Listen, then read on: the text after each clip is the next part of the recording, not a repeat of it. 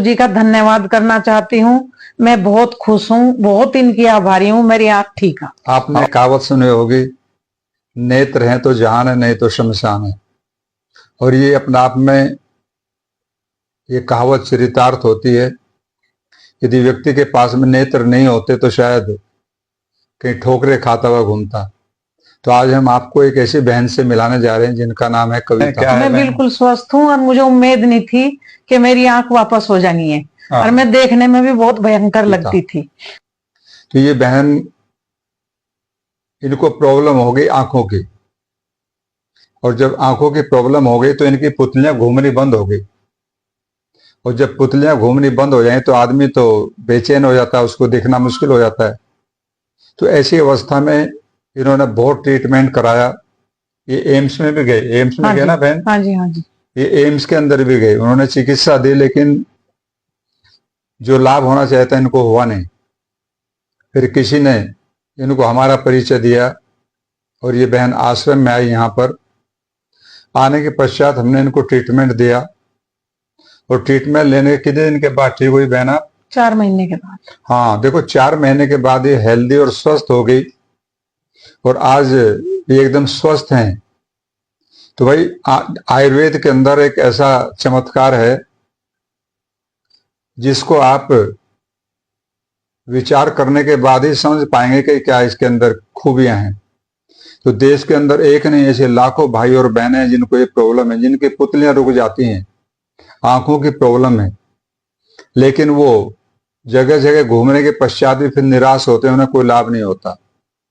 लेकिन मैं आपसे कहना चाहूंगा, जहां भी कहीं आपको आयुर्वेद का विश्वसनीय इलाज मिले, चिकित्सा मिले, कोई अच्छा चिकित्सक हो जो आपको इसकी चिकित्सा दे सके, तो आप जरूर कराना और आप लाभ लेना। और आपको कहीं नहीं मिले तो आप आश्रम में भी आ सकते हैं, जैसे बहन यहाँ पर आई और आने के बाद इस बहन को लाभ हुआ। तो अब आप कितनी स्वस्थ हैं, क्या है? हाँ, देखिए, जब आदमी की पुतली रुक जाएगी तो वो बड़ा अजीब लगता है। आदमी को भी लगता है, दूसरे को भी अजीब लगता है कि क्या, कैसे स्थिरता इसमें आ गई। तो ये बहन निराश हो चुकी थी और निराश होने की बात है।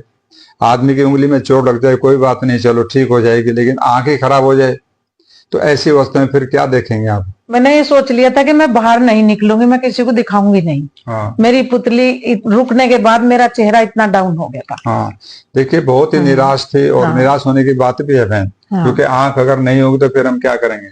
सारी सब कुछ चीजें आंखों से ही है। तो आज बहन अच्छे प्रकार से देख रहे हैं, लेकिन एक गलती करते हैं, ये तनाव टेंशन करती हैं बार बार। तो मैंने इनसे पहले भी कहा था कि आपको भी मैं कहना चाहता हूँ, जो भाई सुन रहे हैं इसको, दर्शक, टेंशन तनाव से बचें। टेंशन तनाव का जितना दुष्प्रभाव हमारे शरीर के ऊपर आता है आप सोच नहीं सकते, और सबसे ज्यादा आंखों के ऊपर आता है। तो इसलिए मैं चाहूंगा आप सभी टेंशन फ्री रहें और आयुर्वेद की चिकित्सा लें। आप आश्रम में भी आ सकते हैं, अभी हमने यहाँ पर पंचकर्म नेचुरोपैथ का भी शुरू किया है। तो किसी को अगर ऐसे कष्ट साध्य रोग हैं तो आप इसमें आके भी भाग ले सकते हैं। और देखिए, हम इसमें एक नंबर भी डालेंगे, क्योंकि आज हम देख रहे हैं कुछ लोग फ्रॉड ही ऐसी इंटरव्यू ले लेते हैं और वो चलता रहता है, लोग उससे दूसरों को कई बार ठगते भी हैं। तो बहन का नंबर भी डालेंगे हम, इनके बेटे का, तो आप उससे कांटेक्ट करके पूछ भी सकते हैं क्या भाई ऐसा ही हुआ था या ये कोई अनर्गल तो वार्ता नहीं हो रही है। ओम।